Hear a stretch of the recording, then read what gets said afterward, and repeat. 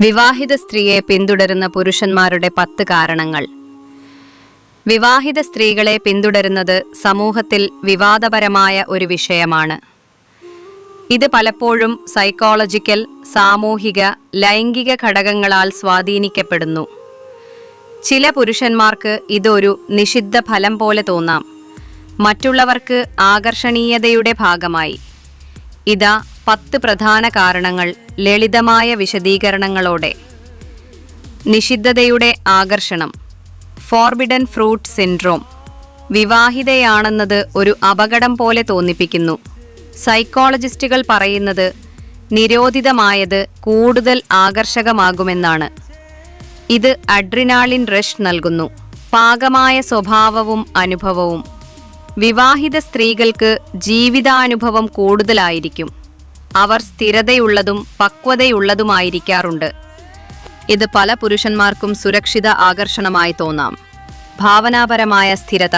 വിവാഹം കഴിഞ്ഞവർക്ക് ഭാവനാപരമായ ആഴം കൂടുതലായിരിക്കും.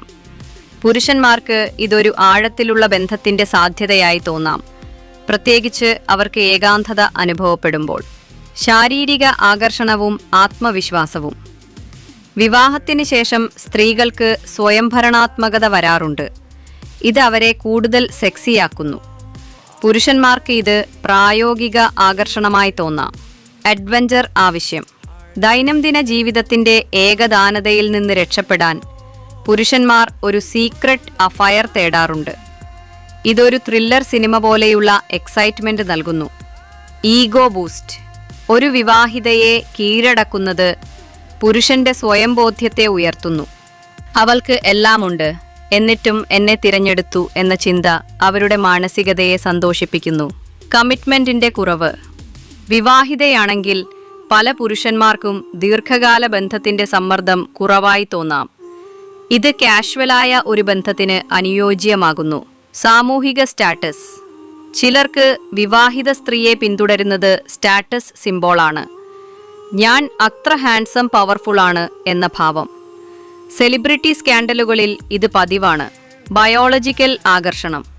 പുരുഷന്മാർക്ക് പരിണത സ്ത്രീകളിലേക്കുള്ള സ്വാഭാവിക ചായ്വ് ഉണ്ടാകാറുണ്ട്, കാരണം അവർ ഫെർട്ടൈൽ മദർലിയായി തോന്നാം.